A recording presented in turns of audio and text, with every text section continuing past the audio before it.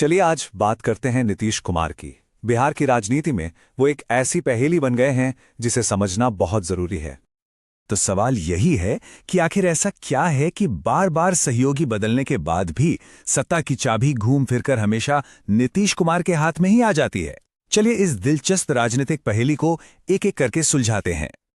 तो इस पहेली का जो पहला सुराग है ना, वो छिपा है उस इमेज में, उस छवि में जो नीतीश कुमार ने अपने शुरुआती दिनों में बड़ी मेहनत से बनाई थी। उन्हें एक नाम मिला, सुशासन बाबू। देखिए, ये सिर्फ एक नाम नहीं था, ये एक पूरा ब्रांड बन गया।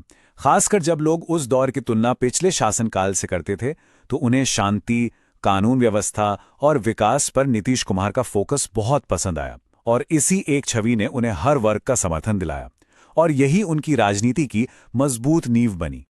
अच्छा, अब आते हैं दूसरे और शायद सबसे जरूरी सुराग पर। वो है सामाजिक समीकरण को साधने की कला, मतलब वोटरों की नब्ज पर उनकी पकड़।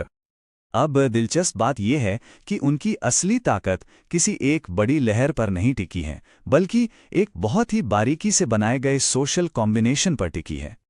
उन्होंने बहुत समझदारी से अपना पूरा ध्यान अति पिछड़ा वर्ग यानी ईबीसी और महादलितों पर लगाया। ये वो समूह थे जिन्हें तब तक राजनीति में वो तवज्जो नहीं मिली थी। ये दोनों मिलकर बिहार का एक बहुत बड़ा वोट बैंक बनाते हैं और नीतीश कुमार इस समीकरण के सेंटर पॉइंट बन गए।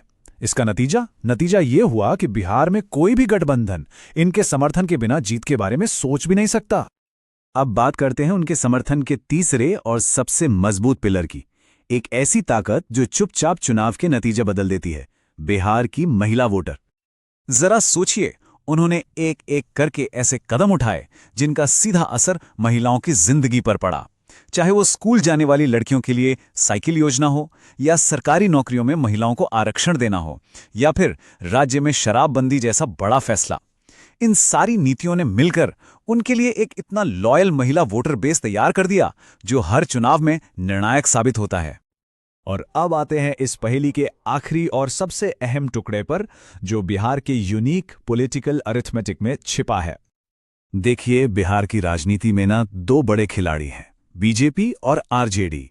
लेकिन यहां का गणित कुछ ऐसा है कि दोनों में से कोई भी पार्टी अकेले अपने दम पर बहुमत का आंकड़ा नहीं छू सकती।